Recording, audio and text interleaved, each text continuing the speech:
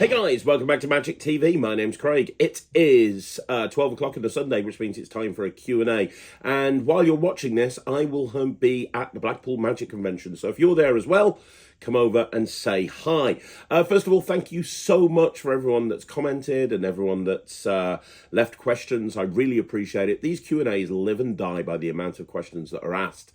And you guys have asked some amazing questions this week. Now, don't forget, I typically film these on a Tuesday or a Wednesday. So if you want to guarantee to get your questions answered, then make sure that, and I've just thought, I'm not going to be at the Blackpool Magic Convention. Just ignore me. This is going up the Sunday before. It's been a long week. It's been a very long week. As you're watching this, I'm not at the Blackpool Magic Convention. As you're watching this, I don't know where I am. Somewhere in London, I think, on Sunday. So just ignore me. Ignore everything I said. But do get your question in very early on. Get your question in by Tuesday or Wednesday, because that will guarantee that you get your questions asked. If I miss a question, I'm very sorry. Just make sure that you answer it, ask it again, and I'll get back to it the following week. You guys know what this is. We're going to have a lot of fun. There's a lot of questions. So let's get to it. We're going to get on to this week's Q&A. Okay, so the first question is Adrian Suter, who says, "Hi, Craig. Evoke has just arrived at my home, and I can confirm everyone who says it's great is perfectly right. Thank you. What have been your experiences with being so open about the hidden secrets? Will you do it again for other releases?" This is something, a lot of people have commented about the video I did on Evoke, but in all honesty, this is something that I've been doing for a while now. And I think one of the reasons is I just want people to understand what they're buying when they actually get it, so they come into this with their eyes wide open. If you actually look at Trivia, I bought Trivia out over a year ago, and I did a video literally exposing exactly how it works. Did the same with the Nightshade coin set. I did a Nightshade coin set video where I showed the gaffs and I showed what they were capable of. Did the same thing with Apparition. Did the same thing with the Mirage coin set. Excuse me, just recently, after the Evoke video went up, I did a magic button deep dive where I literally showed people every single gaff that's inside the set and talked about how you do the switch and how the main routine works, and showcased other routines that you get in the project. I've been doing it a while, but I think it's the Evoke one that's kind of caught people's attention. Yes, I will carry on doing it with other projects. I don't know what's coming up next. I have no idea which trick is coming up next, but whichever it is, there's a very good chance I will. I'll do it again, because the bottom line is, if the trick's good, you see, here's the problem. It's difficult, isn't it? Because, okay, so take Chop Shop, for example, which is, you can't do it with every product. Take Chop Shop, for example, by Penguin Magic and John Bannon. Fantastic packet trick. One of my favourite packet tricks that's come out so far in the last year, in all honesty. The problem with Chop Shop, and there is a big problem with it, the problem with it is, honestly, if you sat down and you were like, right, okay, this is how Chop Shop works, and you literally broke down, people could just go out and buy it themselves. They could get themselves, an odd-backed card. They could make up something that was very similar using blank-faced cards, and you can make it up very, very easily. So you wouldn't want to do it with something like that. There's certain tricks where you have to protect the method, because unfortunately there's a percentage of the Magic community that would take advantage of that, and they go, okay, now I know how it works, I don't need to watch a tutorial. But a lot of the stuff that I come up with, you wouldn't be able to do it unless you actually had the physical props in front of you. Like, I exposed monsters and I exposed Christmas cards, both which came out at Halloween and Christmas through Alakazam. Both of those tricks, you can't do them without the necessary cards. You can't do Evoke without the cards. You can't do Magic Button without having the Magic Button cards. So I honestly think that if a creator's bringing out a trick and it's something that you would have to buy in order to do, then I don't see the problem with exposing how the trick's done. Because that way, if the trick is good enough, people are going to want to buy it. And if it's not good enough, people aren't going to buy it. And you're not going to have any backlash. A couple of people have posted going, oh, I'm sick to death of hearing hype about Evoke. I'm not the one that's hyped it. A lot of the people that are talking about Evoke aren't me. I've been busy this week. I've been busy doing other stuff. Yeah, I've put some videos about it online, and I've put some videos up about what Evoke is and how it works and so on and so forth, and some interviews with people reacting to Evoke. But a lot of the posts and a lot of the comments, I saw one post, I think it was in Magicians Only, saying, oh, I think Craig's paying people to post in here about Evoke. I'm seeing it all the time. I'm not paying anybody to do anything. I haven't got time to do that. That's just ridiculous. And in terms of hyping Evoke, I've tried to be exactly the opposite. And as I say, by explaining exactly how it works, you now can make an informed decision. So will I carry on doing that? Yes. Are other Magic creators going to do that? I don't know. I'm lucky that I've done that with, Evoke was Murphy's Magic, and they let me do that video. Magic Button is Penguin Magic, and they let me do that video. Alakazam, a lot of the stuff that I've kind of exposed has been Alakazam's. They have the rights to all of this stuff, and yet they've let me do it, which is fantastic. And I will carry on doing it. But if I bring a packet trick out, and the packet trick could be done without actually buying the cards, I probably wouldn't. And I wouldn't advise other people to do the same. Because like I say, there are people out there who would just make it up without buying it. And, that would be a shame. But as I say, 90% of the stuff that I produce, you're not going to be able to do it unless you buy the trick. So I feel very comfortable. And I'm also never going to release anything that I don't feel adds value to the Magic community. I don't want to just bring something out just for the sake of it. I want it to be a really well thought out product that I've spent years working on developing and performing in the real world. And so, I feel strongly that anything that I bring out will add value. And if I show people how it works, they're going to go, yeah, I want that. I want that in my act. So yeah, that's hopefully that answers your question. Okay, so David Cardi 132 says, hi Craig, I love your videos, but I'm just thinking if I should get Evoke because I already have ABC by Spidey, which uses the same principle in Evoke. Don't get it then. They're two completely different things, in all honesty. Yes, the principle is the same with ABC and Evoke in that we're both using an alphabetical stack. But that's where the similarities end. Evoke can, if you shuffle Evoke, it's totally not a problem. Over half the routines will work without even needing the cards in stack. In fact, I could have just released Evoke without actually having the first version of Evoke. The very first version of Evoke didn't even have a stack. It just had, marked cards with emotions on it. There was no stack. The stack got added a little bit later on, but, it has the advantage that you can go from stack or not from stack. Also, the backs are marked. The mother of all book tests is built into it. The Quran principle is built into it. The stupid principle is built into it. And there's a bunch of because of how the cards are and what they are, because there's positive and negative emotions, you can do things like Out of This World and Poker Deal. So it's a little bit, yes, there's a similarity in terms that they both use alphabetical stacks, but that's where the similarities end. And especially with how you present it.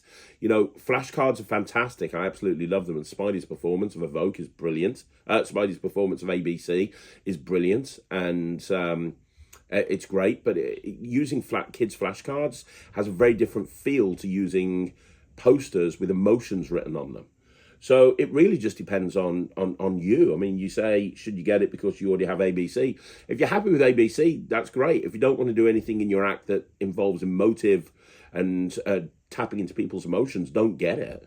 If you don't want the mother of all book tests built into the thing, or the Quran principle, or the ability to do Out of This World, or things like that, then don't get it. If you're wanting to have a trick where you can do incredible mind reading with images on cards, and that's all you want to do, brilliant.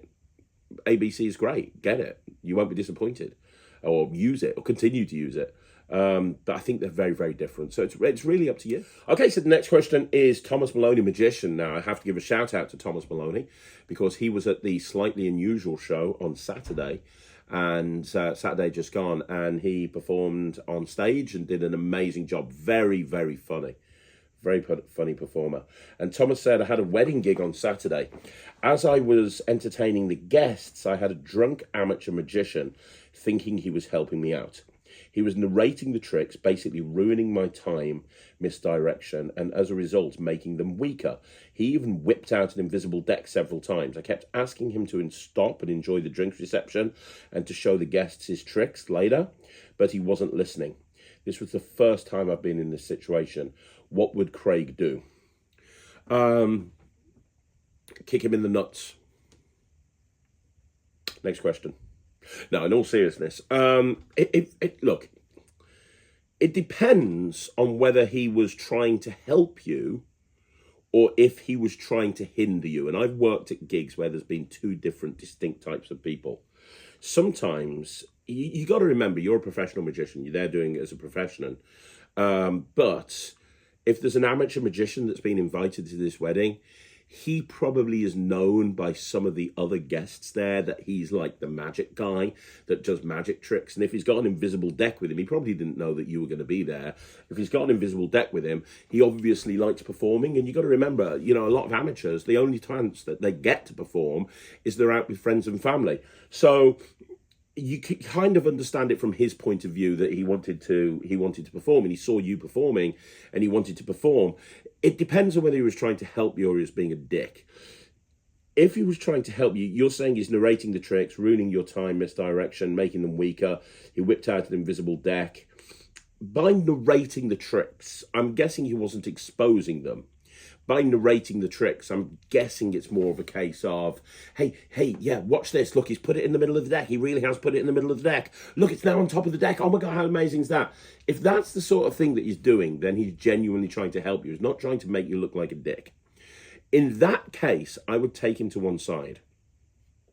And I would say, and I know you said you spoke to him, but I would literally lay it out on the line. And I would say to him, look, buddy, I'm being paid to be here. I'm sure you're an amazing magician, but the client's paid me to be here, and you narrating over my tricks is causing me to not perform as well as I could be. So here's what I want to do. I want you to help me, but in a very secret way. You're going to be like my secret helper.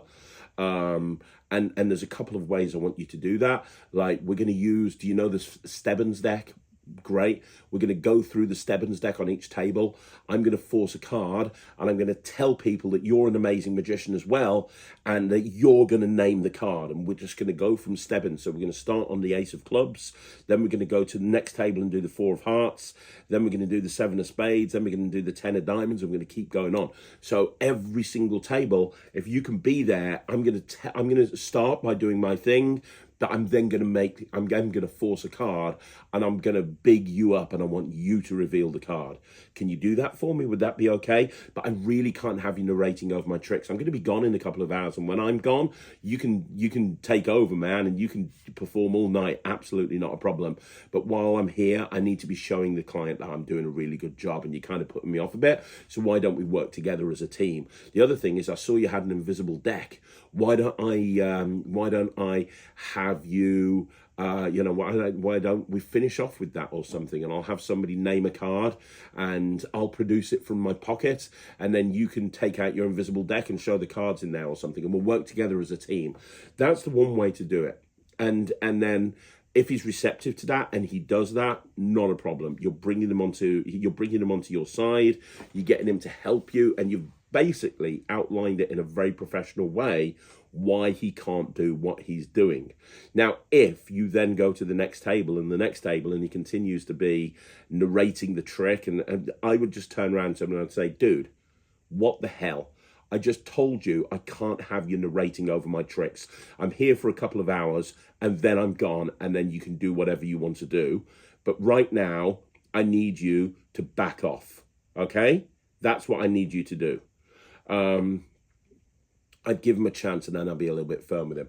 Now, if the guy is being an absolute dick, I would just take him to one side, and I would explain to him under no certain circumstances that you're the pro, he's not, you're paid to be there, he's not, and you will not accept him going around to the tables, and he better quit doing what he's doing immediately, because it's not going to happen. It's not going. And then if he carries on, and he tries to, you get into a confrontation with him. I mean, come on, Tom, you've seen me on stage enough times. You just shoot him down. Yeah, and I know you've got the ability to do that, but you just shoot him down, and you just, that's your last case resort. Now, ideally, you don't want to get to that point. But if he's being a total dick and he's actually ruining your tricks, I wouldn't, it's a wedding, so you don't want to go to the client and say, oh, that person over there, you need to deal with it as the pro. So you either deal with it in a very positive way, that's the ideal.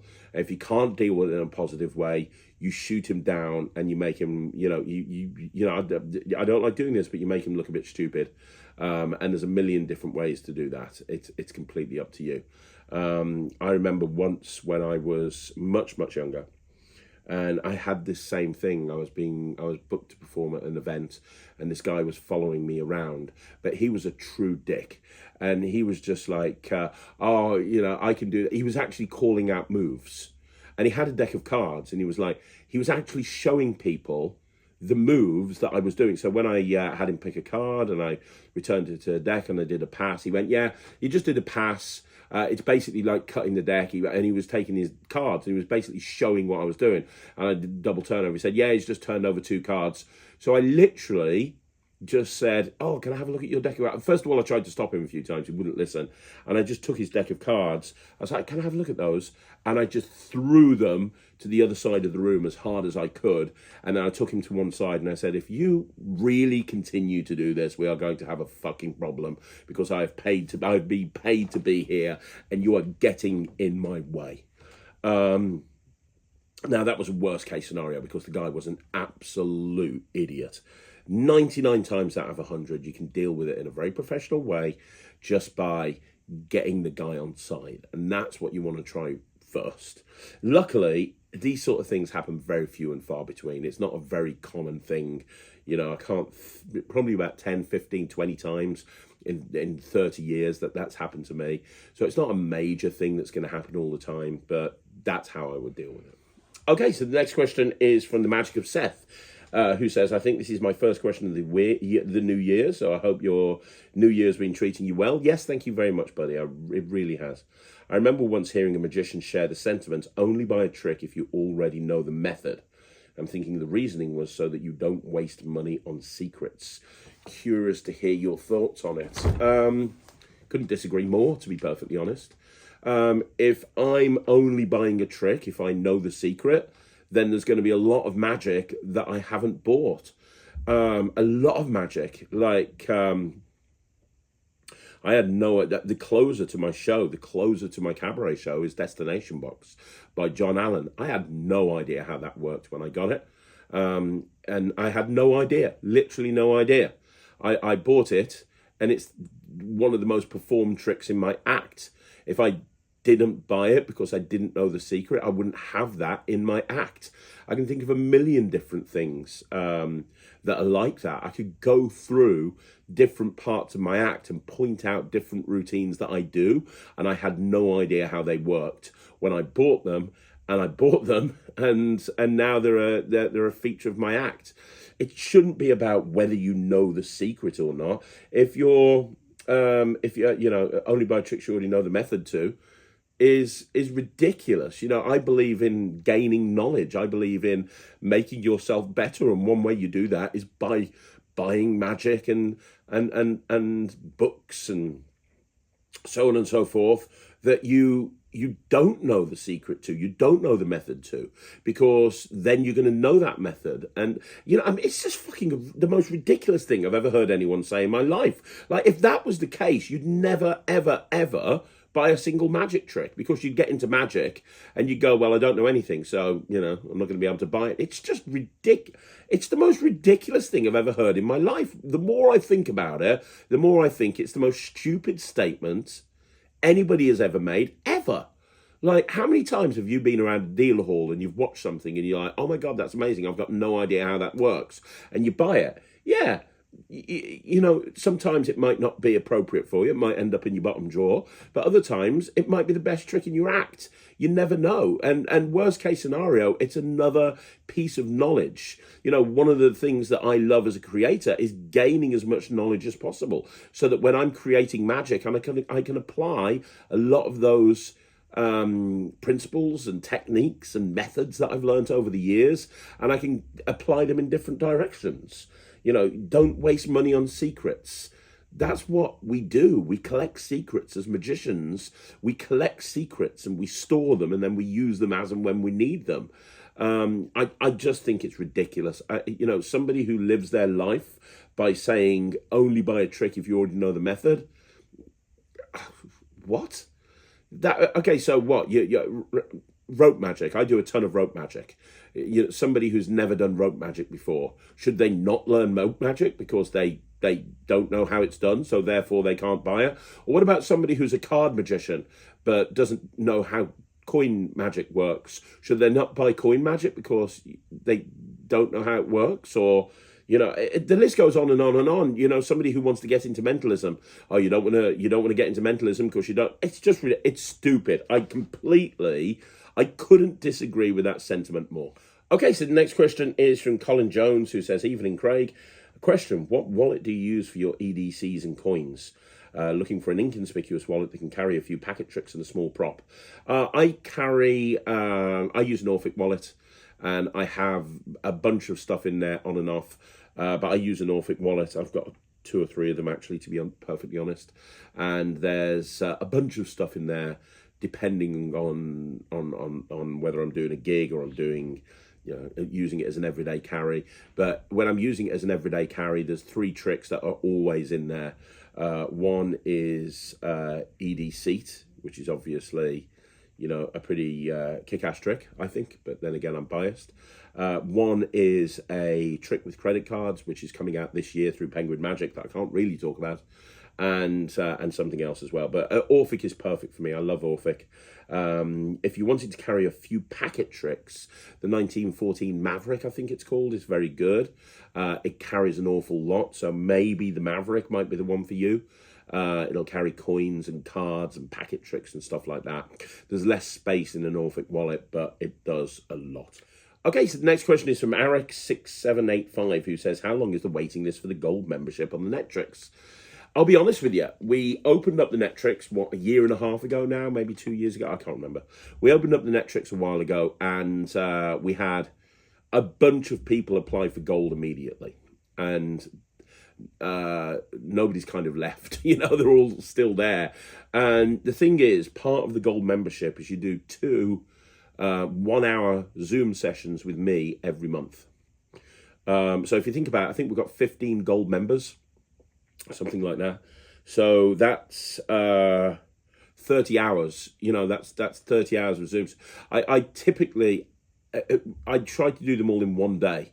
Like, I have 2 one-day sessions where I do all of the gold members, and I'll literally be doing Zoom calls every hour from 9 o'clock in the morning, going through to about 3 o'clock in the morning, and I'll be doing them every hour with a 15-minute break. So I'll be doing 9 till 10, then 10:15 till 11:15, then 11:30 till 12:30, then 12:45 to 1:45, and so on and so forth. So I managed to get them all done in 2 days,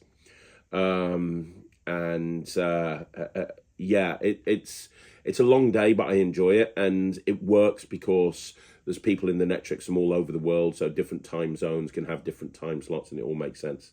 I haven't physically got time to do any more sessions with anybody else at the moment. The original plan was that people will drop out over time and new people will come into gold membership, but the gold members have just stayed. You know, I work with them all on different things, some of them marketing, some of them business, some of them on act development, some of them on sleight of hand, some of that. There's many different reasons why I work with members in gold members, but yeah, none of them are left.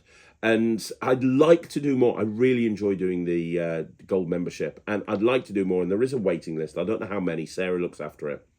But at the moment, I haven't got the time. And I keep saying I will have time. So last year, it was like, I'm going to get through Blackpool, and then I'm going to have time. And then it was like, I had to go over to Penguin to film. So when I get back from Penguin, I'm going to have time. And then it was like, all right, okay, America's Got Talent auditions. I was like, all right, okay, when I get through America's Got Talent auditions, then I'll have time. And then it was the summer, and it was, Magic Live, and going back over to Penguin and doing the semi-finals at America's Got Talent. And it was like, well, when I get through that, it'll be time. And then it was like November, and it was like I was doing tons of magic conventions, and it was like, oh, when I get through November, it'll be fine.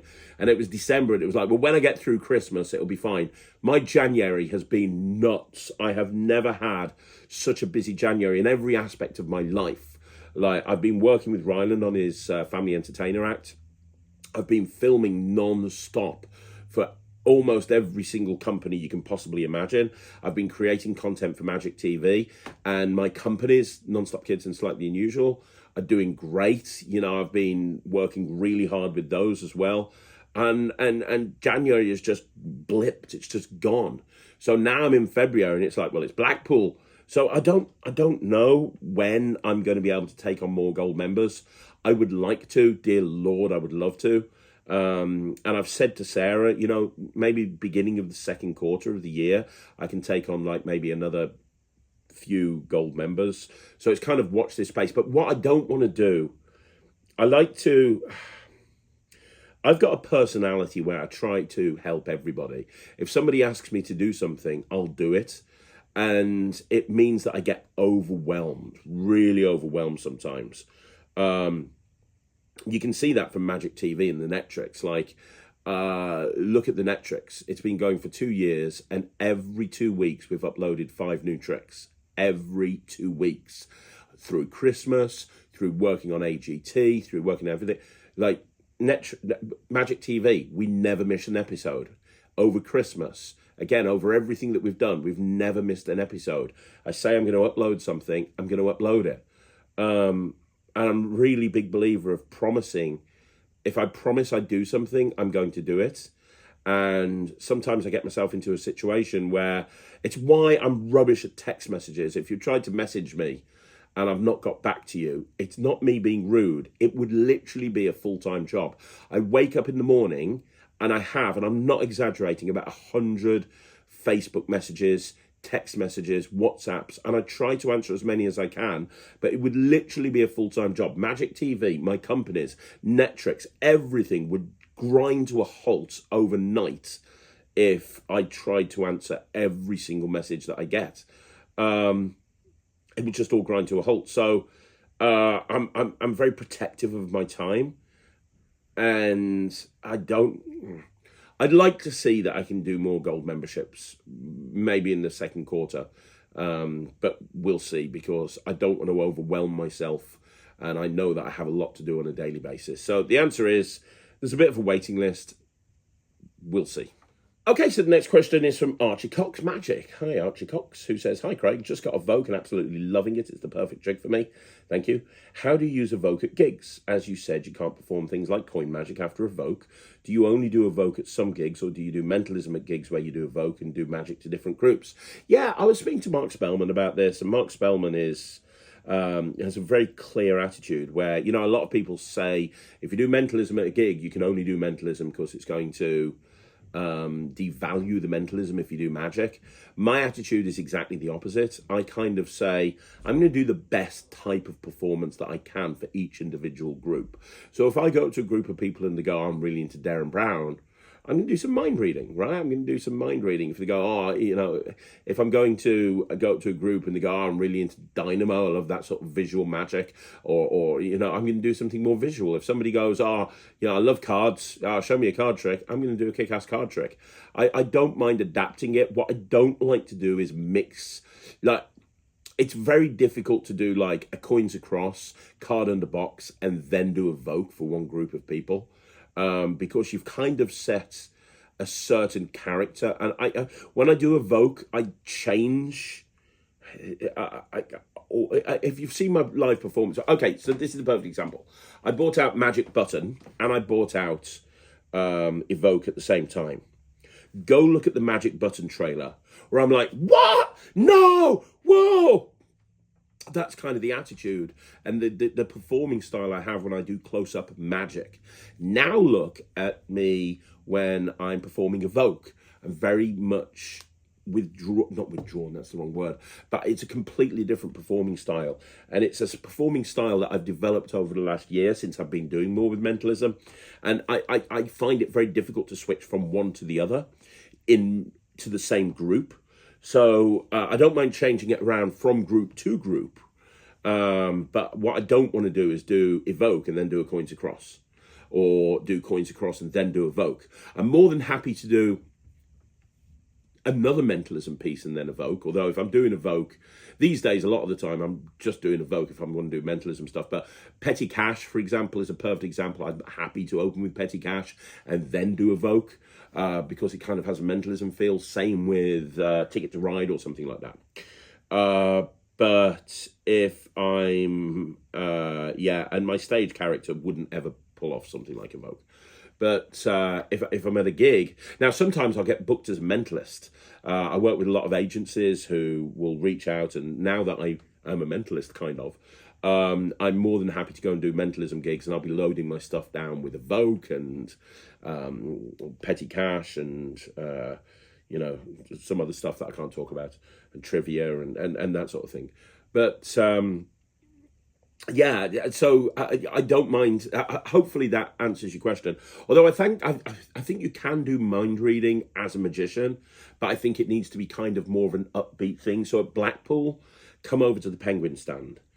I'm going to be releasing something which is a mind reading thing, but it's very upbeat. It's not like Evoke. It doesn't deal with emotions or anything like that.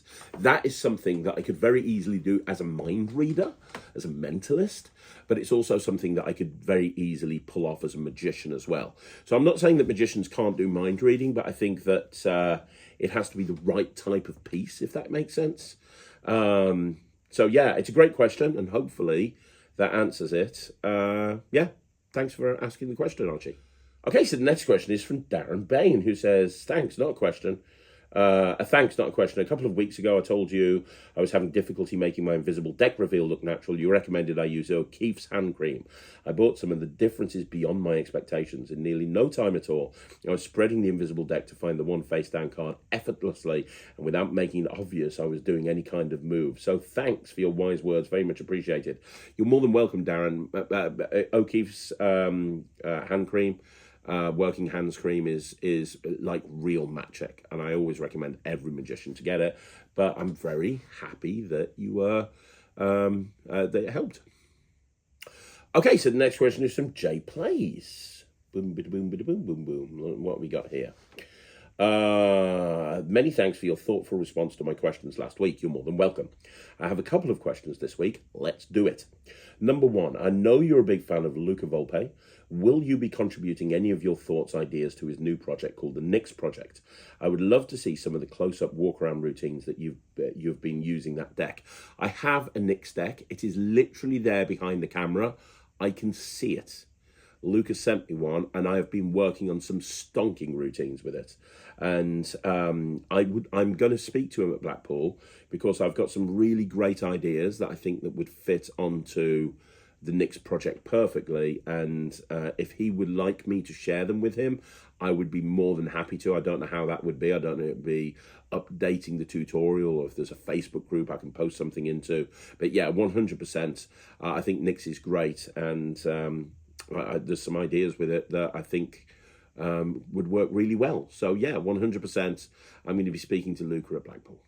Okay, so the next question is again from Jay Plays, who says, is there any way to watch the Netrix offline? I have a fairly long commute, during which time I have no internet, so it'd be great to fill that time more productively. So I wanted to check if learning for the Netrix would be possible. Yeah, man, there's a download button. Everyone said I was nuts when I launched the website Netrix. They were like, oh, you can't have a download button. People will just download it. And I was like, yeah, okay. But my plan was, people were like, oh, they'll download it and leave. And I'm like, well, my plan is to put so much content on the Netrix that it's almost impossible to watch it all, and then keep adding content every 2 weeks and so you end up missing something. So yeah, there's a download button.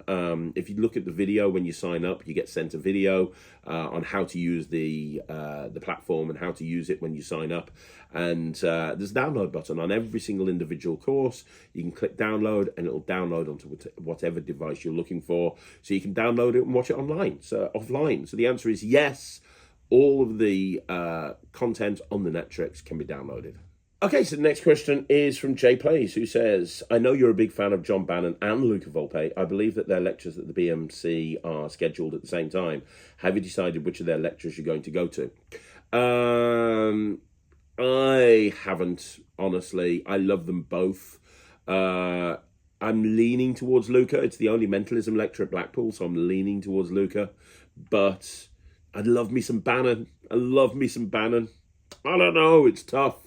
I don't know. I was speaking to Luca, and Luca was like, I love Bannon as well. You know, it's tough. You know, it's tough being, you've got two legends there, and it's, who do you go and see? There's not going to be a wrong answer, because they're both going to be incredible. I'm leaning towards Luca at the moment, but we'll see. I think my mind will change every 15 minutes up until when I actually get there. So I don't know, but at the moment I'm leaning towards Luca. Okay, so the next question is from Nick Adcock, who says, hi Craig, great show at Rugeley, thank you very much. Can you let me know what dancing cane Ryland uses and how many hours of practice it took to reach that standard? Very impressive. I think that Ryland does the dancing cane better than a lot of people. I really do. And it's the thing I think that he practices the most. He spends, when he first started, he would be spending like 3 or 4 hours a day learning moves and sequences and stuff like that. And I think now it's got to a point where he's probably, he doesn't practice it every day, not at all. But at least once a week, he'll do a couple of hours on and off, just for fun more than anything else. Ryland just enjoys. So he's been working with Matt. Matt is Ryland's acting coach. And you got to remember, Ryland's an 11-year-old boy. And Matt will tell you this story, that when Matt started working with him, Matt said, right, okay, the first thing is you're a bit wooden on stage, so we need to fix that. I'm going to teach you how to dance. And Ryland shut down, and he was like, no, I don't dance. And so Matt then came back to him the next day and said, I've been thinking about it. Forget about dancing. I'm going to teach you to move like a superhero. And Ryland was like, okay, yeah, I like that. Which is basically the same thing, to be perfectly honest. But Matt spends a lot of time teaching Ryland how to move on stage. And if you've watched Ryland in the earlier videos and you watch him now, you'll see how much he's learned from Matt and how much he's improved and how comfortable he is on stage. And a big part of that is Matt.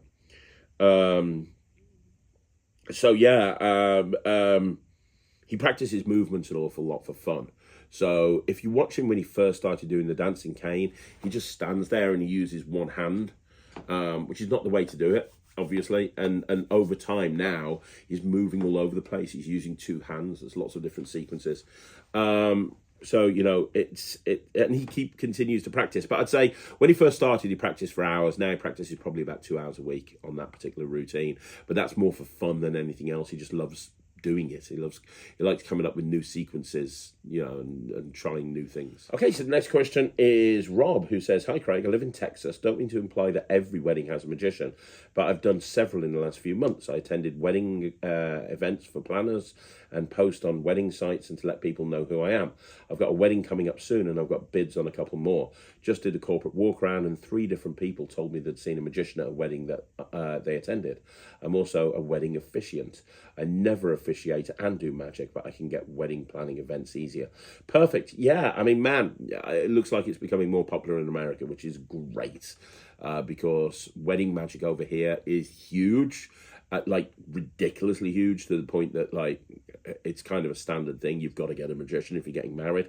So if we can replicate that elsewhere, that's perfect. Okay, so the next question is from Stephen Devereaux, who says, hi Craig, hope you're well.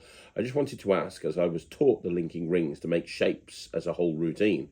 The routine is about 6 or 7 minutes, and you can make shapes like flowers, a woman's handbag, a horseshoe, toilet seat, and a lot more. I've never seen anyone else do this. Is it a common trick? Thanks for your great channel. The only person, right, it was very common in the olden days to have like multiple rings. You know, I think the standard set back in the day was a set of 3 linked rings, a set of 2 linked rings, a single ring, and a key ring. And using those rings, you could make lots and lots of shapes, and that was a very common thing. The best person I ever saw making lots and lots of shapes, and the memory's a bit foggy now because I'm very old, but it was Jeff Hobson. And I'm pretty sure it was one of the IBM conventions in the UK. And he did a routine as part of the gala show where he was doing lots and lots of different shapes with linking rings. And he was very funny with it. I think that you've got to be very careful. I mean, if you've got a routine that works, that's great. It can kind of almost trivialize the magic a bit because if you're making all these different shapes, I think that, like, if you look at the flying linking rings that Ryland does, I think one of the most beautiful things about that is you're not actually seeing many links. He links 2 rings together, unlinks them, links them again, unlinks them, links all 3, unlinks them in a 4-minute routine. But he's doing it very slowly and methodically, and I really like that. And I think that that really focuses in on the magic. Now, I use the Pop Hayden style routine, which has a bit more linking to it, but I'm still only using 4 rings, and a spectator's getting involved with me. And that works for me. And you look at the close-up linking rings, stuff like what Matthew Garrett does, and, you know, that sort of thing. You know, there's... again, there's 4 rings, and it's a little bit more clear. So there's no shapes or anything like that. So I think that you can do the shapes, and if you've got a routine that they work in, that's great. But I think you need to be a very strong performer to make it work. As I say, Jeff Hobson made it work. I'm sure you do as well. But it's not very common these days. You don't see many people doing it, as far as I'm aware. Okay, so the next question is Adrian Suter, who says, "Hi, Craig. A lot of people talk about their magic wallet that they use as their everyday wallet. Are there other magic props that can be used for their day-to-day purpose? I like the idea of magic props which organically blend into day-to-day life."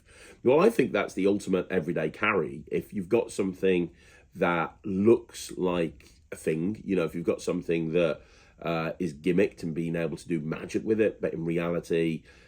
it looks like a real thing, that's great. You know, that's perfect.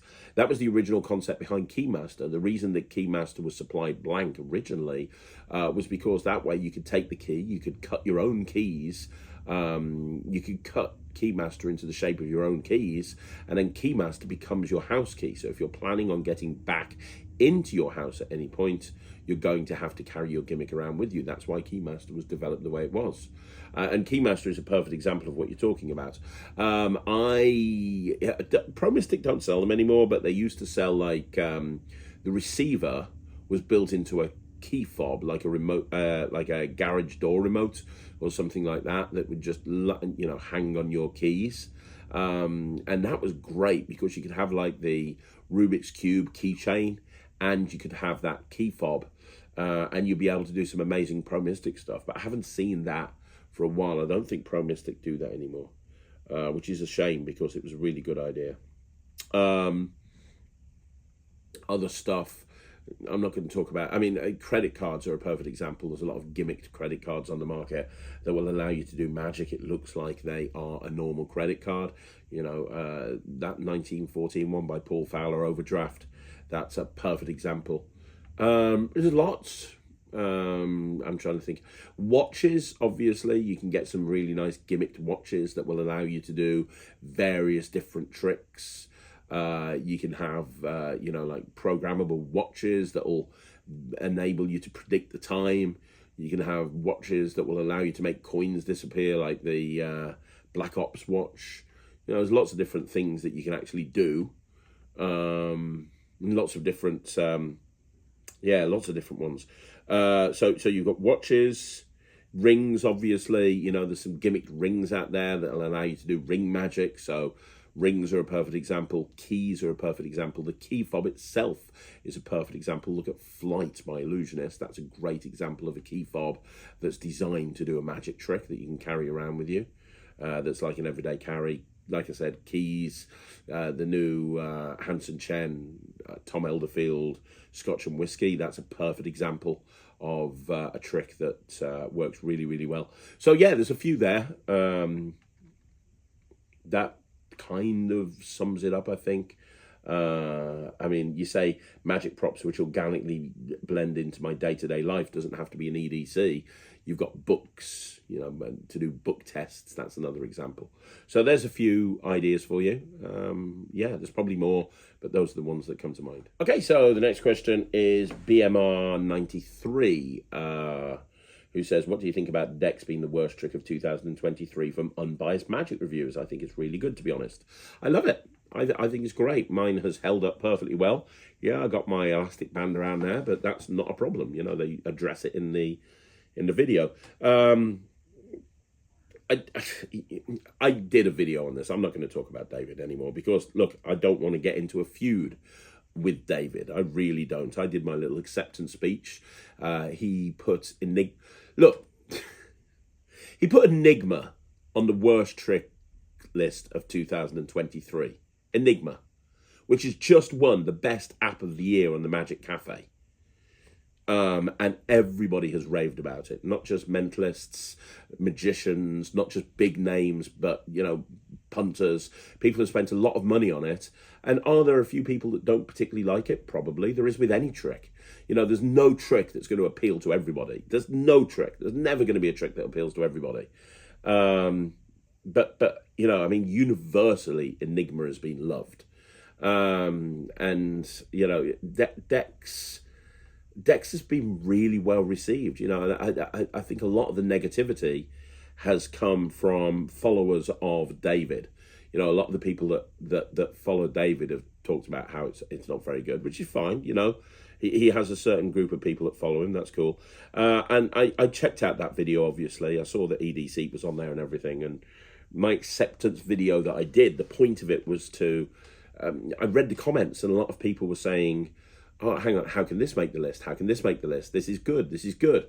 And David was coming back and saying, well, you know, it's voted for by the people on this channel. It's not voted for by me. I'm just saying what, you know, I'm just giving you the results, which is fine. But when you look at the video where he announced this trick of the year and he asked everyone to vote, I think there were only 15 people that voted total.